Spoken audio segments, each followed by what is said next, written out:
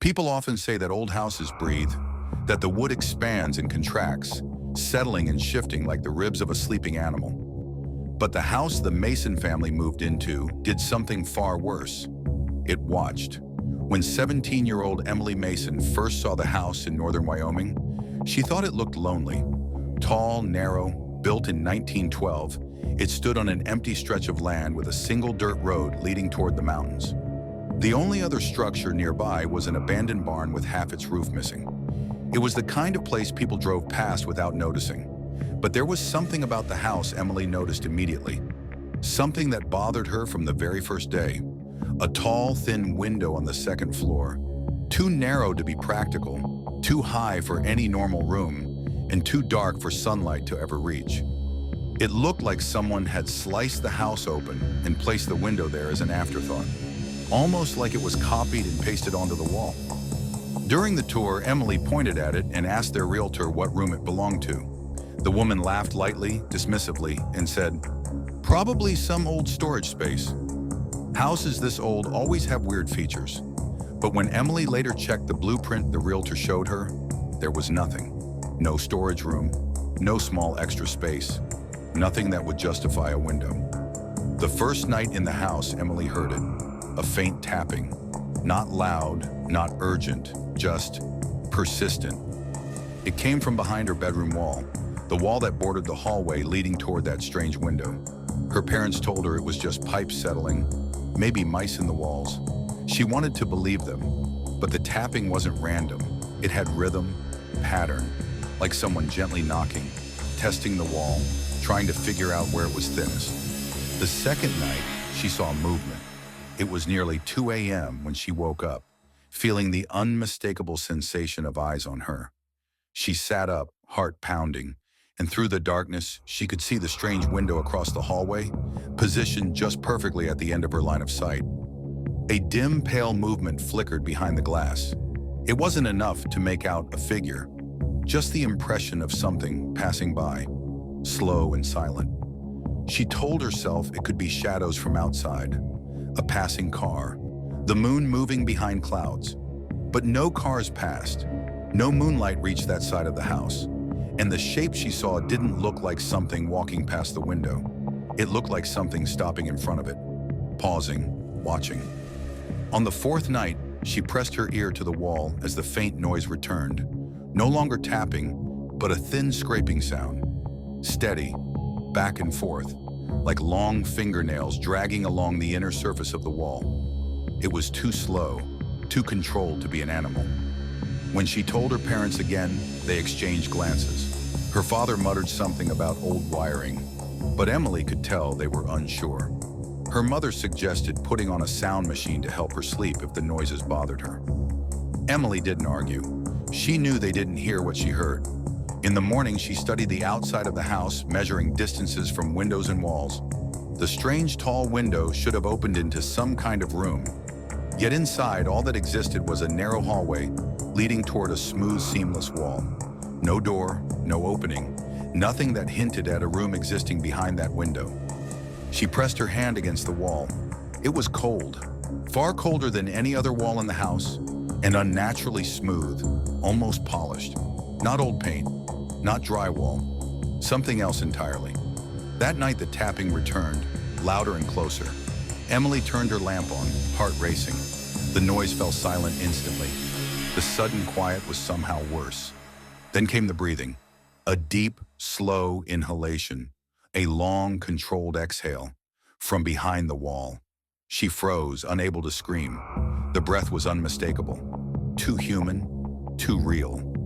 She backed away from the wall so fast she tripped and hit the floor. The breathing stopped immediately. When she looked toward the hallway, her stomach dropped. The window at the end, the window that never opened, was slightly ajar, just an inch, but open. She blinked hard, rubbed her eyes. When she looked again, the window was closed, the glass perfectly still. No sign it had ever moved.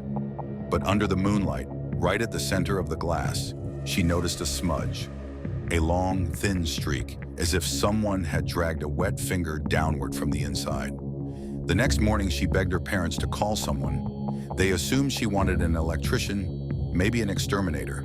Instead, she asked for a contractor, someone who could open the wall, check what was behind it. Her dad reluctantly agreed. The contractor arrived, a middle-aged man with a heavy tool belt and a casual, friendly voice. He listened to Emily's explanation with raised eyebrows but didn't laugh or dismiss her. "Old houses hide strange things," he said. "Let's see what we've got." He tapped the wall. Instead of the hollow sound of empty space or the firm thud of wood or brick, the wall produced a strange, muted tone, almost like striking something dense and soft at the same time. "Never heard anything like that," he muttered. He swung his hammer and hit the wall hard. The house emitted a low, resonant groan. Not a crack, not the breaking of material. A groan, as if something inside reacted to the impact. The contractor's face drained of color. He stepped back, dropped his hammer, grabbed his bag, and left without saying another word. When Emily's father went outside to ask what happened, the man was already in his truck, starting the engine, shaking his head vigorously. "Nope, not touching that. I'm not going back in there." Emily barely slept that night, and when she finally did drift off, she woke up to silence. Perfect, absolute silence. No tapping, no scratching, no breathing. She thought maybe it was over. Maybe whatever it was had stopped. But silence in that house wasn't a comfort. Silence felt like anticipation. Then she heard it, a distinct knock, 3 slow knocks, coming from behind the wall again. She turned, trembling, and saw the window silently opening. Not quick, not sudden, just a slow, even movement, as if invisible hands were pushing it outward. The darkness behind the glass was thick, unnatural. It didn't look like a room. It looked like empty space, like a void. A thin, elongated hand, so pale it was almost luminous, slipped through the opening, curling around the window frame. The fingers were too long, too slender, bending sharply at the knuckles like insect legs. A whisper drifted out of the darkness, so faint it could almost be mistaken for wind. "Let me see you!" Emily finally screamed. Her parents burst into the hallway within seconds, but by the time they arrived, the window was shut tight. No hand, no whisper, no proof of anything, except for the glass. A new streak was there. 2 streaks, as if 2 fingers had pressed against the inside of the window and slowly dragged downward. Her parents tried to calm her, but they couldn't explain the streaks. They couldn't explain the strange coldness in the air. And they couldn't explain the way the entire house seemed to vibrate softly that night, as if restless. They decided to leave in the morning, but morning came too late. At 4:23 a.m., Emily woke up again, without understanding why. For a few seconds, everything was pitch black. Then her eyes adjusted. The window was wide open, and the figure standing inside it wasn't a shadow anymore. It wasn't clear, not fully visible, but she saw enough. A tall, impossibly thin silhouette with limbs bent at unnatural angles, head tilted sideways as if studying her. Its outline seemed to flicker, like a bad signal on an old TV. It didn't move forward. It simply observed her, studied her, like she had been studying the window. A soft whisper poured from it again, but this time it sounded almost excited. "I know. You found me." Emily scrambled out of bed and ran to her parents' room. They didn't argue. They didn't calm her down. They saw her terror and acted immediately. By sunrise, they were throwing clothes into bags, grabbing essentials, preparing to leave the house forever. As they drove down the dirt road, Emily looked back one last time. The wall where the strange window had been was smooth, flat, completely ordinary. The window was gone. But as the car bounced over the rough road, she caught a glimpse in the rearview mirror. For a single moment, a brief flickering second, the tall, thin window reappeared on the wall, and inside it, the silhouette stood perfectly still, its head turned toward the road, watching them leave with the patience of something that knew the house wasn't done with them.